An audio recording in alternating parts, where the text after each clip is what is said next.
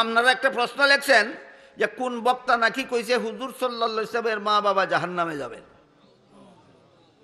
আমি জিজ্ঞাসা করি এত হেডমাস্টারি কেন?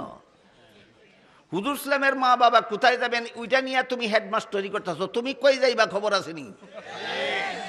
এই জন্য আমি অনুরোধ করে বলবো, হুজুর ইসলামের মা বাবা কোথায় যাবেন এটা ফয়সলা করা তোমার কাম না, এটা আল্লাহর কাম। তুমি কই যাবে সেটা ফয়সলা করো। রাসূলের যুগে এক মুমিনের বাড়ি আর এক মুনাফিকের বাড়ি ছিল পাশাপাশি বাড়ি। মুনাফিকের বাড়ির ভিতরে ছিল খেজুর গাছ, মুমিনের বাড়ির উপরে জুক্কা রয়েছে। একটা দুইটা খেজুর ফাক্কা যখন জইরা পড়ে মুমিনের বাড়ির ভিতরে পড়ে, মুমিনের বাচ্চারা টুহাইয়া খায়ালায়। এই জন্য মুনাফিক লোকটা রাসূলের কাছে গিয়া বিচার দিল, কইল আমার গাছের জোড়া খেজুর আমার প্রতিবেশী হের বাচ্চারা টুহাইয়া খায়ালায়, আমি বিচার চাই।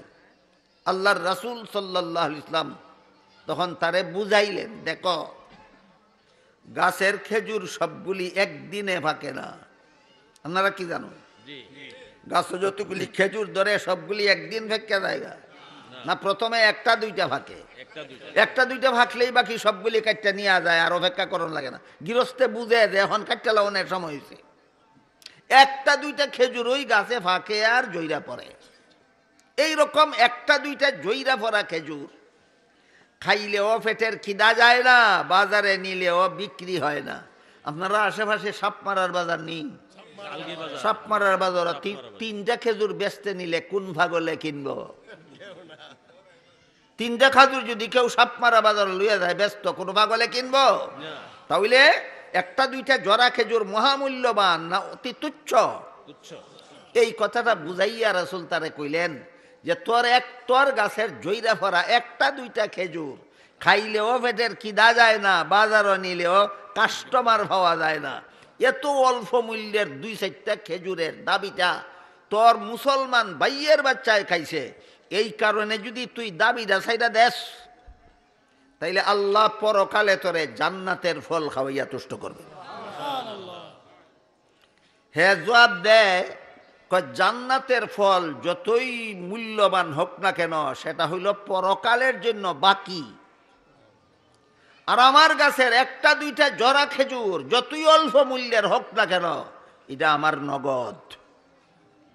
জান্নাতের ফল বাকি, দুনিয়ার একটা দুইটা জইরা ফোরা খেজুর নগদ। আমি বাকির আশায় নগদ ছাড়তে রাজি না। ধরা খাইল এ যে মুনাফিক, ধরা খাইল। কারণ আল্লাহ অন্য আয়াতে বলেছেন, মান কানা ইউরিদুল আজিলাতা আজ্জালনা লাহু ফিহা মা নাশাউ লিমান নুরিদ সুম্মা জাআলনা লাহু জাহান্নামা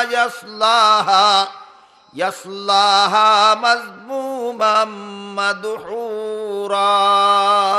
মুনাফিকের স্বভাব হইল এরা পরকালের বাকি চায় না, দুনিয়ার নগদ চায়। এই হলো মুনাফিকের স্বভাব। এরা পরকালের বাকি চায় না, দুনিয়ার নগদ চায়। দুনিয়ার নগদ চায়।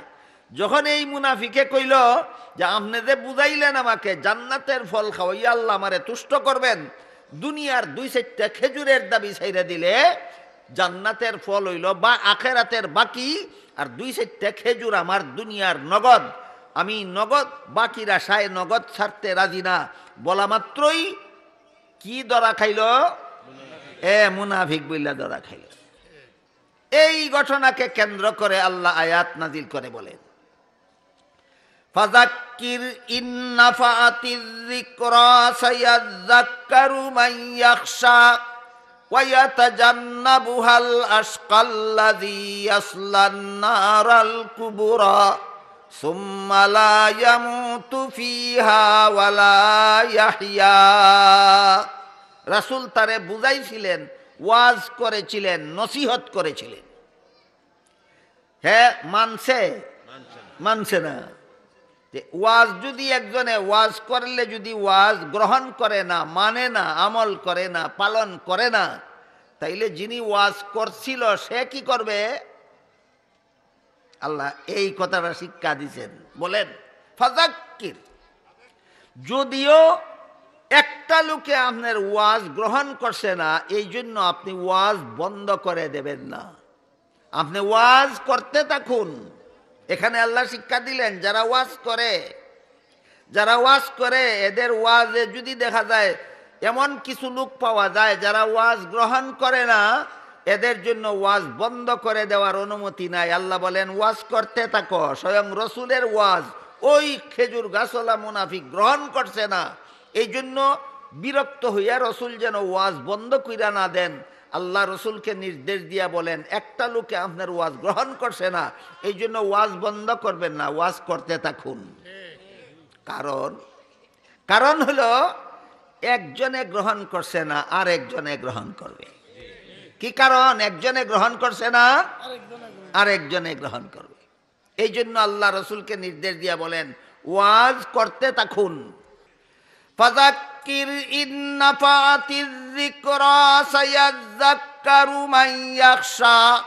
হে রাসূল করিম সাল্লাল্লাহু আলাইহি ওয়াসাল্লাম, একটা লোকে ওয়াজ মানছে না, এই জন্য ওয়াজ বন্ধ করবেন না, ওয়াজ করতে থাকুন। তবে ওয়াজ যারা শুনে এদের মধ্যে যদি একটা কোয়ালিটি থাকে তাহলে এরা ওয়াজ গ্রহণ করবে। এখন শ্রোতাদের মধ্যে কটা কোয়ালিটি লাগবে? একটা। সেটা কি? কোন কাজ করলে আল্লাহ শাস্তি দিব আমি জানি না, জানলে এমন কাম করতাম না। আল্লাহ শাস্তি দেওয়ার মতো কাজ, এটা আল্লাহ শাস্তি দেওয়ার মতো কাজ আমি না জানি না করছিলাম, জানলে পরে যেই কাজ করলে আল্লাহ শাস্তি দিবে এমন কাজ আমি করব না, এই মন মানসিকতা শ্রোতাদের থাকতে হবে। যেমন ধরেন বিলাসিতার ছবি, আল্লাহ রসুল বলেন হাসরের মাঠে কঠিন শাস্তি হবে। বিলাসিতার ছবি যারা তুলে এদের কঠিন শাস্তি হবে হাসরের মাঠে। এই কথাটা একজনের আগে জানা ছিল না, যেদিন থেকে জানলো রাসূল বলেছেন যেই ব্যক্তি বিলাসিতা কইরা ছবি তুলে তার সবচেয়ে কঠিন শাস্তি হবে হাসরের মাঠে। আল্লাহর শাস্তির ভয়ে সে আর জীবনে কোনোদিন এই মানুষ পশুর ছবি তুলতে গেল না।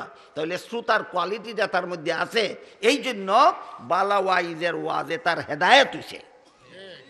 তাইলে শ্রোতাদের মধ্যে কোয়ালিটি কটা থাকতে হবে? সেটা কি? আল্লাহর শাস্তির ভয়। সেটা কি? আল্লাহর শাস্তির ভয়। আল্লাহর শাস্তির ভয় যদি অন্তরে থাকে, আগে জানতা না নামাজ কাজা করলে কি শাস্তি হবে, জানছো আর নামাজ কাজা করার সাহস থাকবে না। আগে জানতা না মিথ্যা কথা বললে কি শাস্তি হবে, এখন জানতে পারছো। আল্লাহর শাস্তির ভয় থাকলে আর মিথ্যা কথা বলার সাহস হবে না। আগে জানতা না সুদ খাইলে কি শাস্তি হবে, এখন জানছো। এখন আল্লাহর শাস্তির ভয় থাকলে আর কোনোদিন সুদের কারবার করতে পারো না। সুতরাং আল্লাহর শাস্তির ভয় যদি শ্রোতার অন্তরে থাকে, আর বক্তা যদি দুই কোয়ালিটি নিয়ে বক্তৃতা করে, তাহলে তাদের মধ্যে হেদায়েতের লেনদেন হবেই হবে। আল্লাহ আপনাদের আমাদের সবাইকে ওয়াজ মাহফিলকে যথাযথভাবে ব্যবহার করে এই ওয়াজের হেদায়েত আমাদের সকলের গ্রহণ করার তৌফিক দান করুন। সবাই বলুন আমিন।